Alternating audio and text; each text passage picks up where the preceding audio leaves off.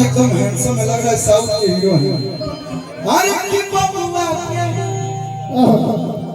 दादाजी सुधीर सिंह जी और अनिल सिंह जी, हम चाहेंगे कि देखिए ऐसा मौका फिर ना मिलेगा। हम चाहते कि आप लोग से निवेदन, आप लोग गार्जियन बने, आप लोग आए, नाना जी लोग हैं। अरे की बबुआ के नाना, अरे की गोटी उड़ावो, ढोल के बजाना, देखिए जने शादी बियाह बिल्कुल रोज रोज ना होखेला। अरे की बबुआ के नाना, ए प्रीति ए गोटी उड़ावो, ढोल के बजाना, खुशी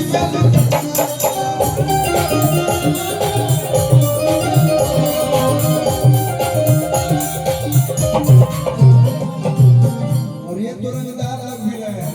मुखिया जी हैं, मुखिया जी हवे रंगदार हो के लगोरी झुमारी।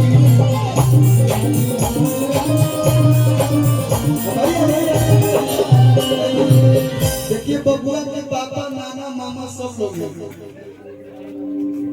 तो हम चाहेंगे थोड़ा तुम लोग साइड हट जाओ, तुम लोग थोड़ा सा बैठो। हाँ बैठो। तुम कौन बुलाएंगे? स्पेशली बुलाएंगे, कौन बुलाएंगे? देखिए सब लोग हैं, हम चाहते हैं कि थोड़ा सा झूम लीजिए, इसके बाद हम झूमेंगे। दादाजी कहाँ गए? दादाजी आई बाबा, पीला पीला जो पहने हैं एकदम आज आप लोग एक्टिव नहीं है। हम बुलाएंगे, आप लोग आ जाइए। लेकिन पहली बार हम देख रहे हैं कि नाना जी लोग, दादाजी लोग बड़ी हैंडसम है, सुंदर सुंदर है। मेरे कई जगह जाते हैं, आधा लोग झूठे मिलते हैं। हाँ सब देखिए, प्रणाम। अब देखिए कितना प्यारा पड़ेगा। पहले फोटो खींचो हमारा इधर बीच में, बढ़िया एकदम सब परिवार, छोटा परिवार नहीं, बड़ा परिवार, सुखी परिवार। अब सब एक साथ झूमेंगे सारे लोग कि झूमारी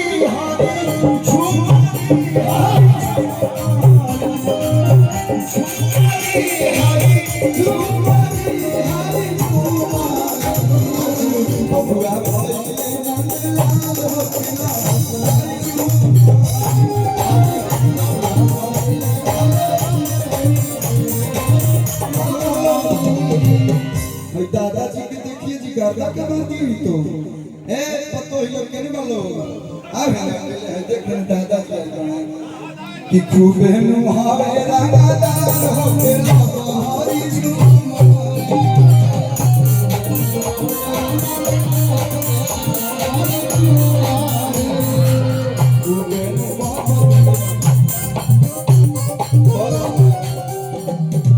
बहुत अच्छा लगा। ऐसे परिवार बहुत नसीब वाले लोग के मिलेगा। ये परिवार असही खिलखिलाता रहो, हंसत रहो, ये दुआ रहे। बहुत बहुत धन्यवाद। आप लोग बैठे फिर हम उठाएंगे। तमन्ना हाँ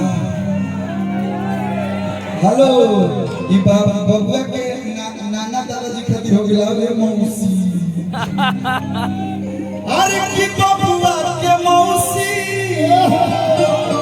आँखों पे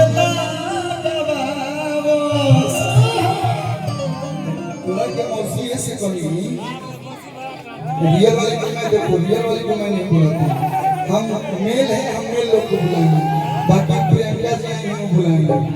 तोरा के मौसी बोलने में केहू के फायदा हो कुछ मत हो, तो बबुआ के पापा के बड़ी फायदा बा। इतना सुंदर बेटा है सामने। अरे मौसी, अरे की बबुआ के मौसी, अरे खूबे हेलो सोनिया भेज दिया सुभर की मौकी। अच्छा निपनुरानी के अकेले जाता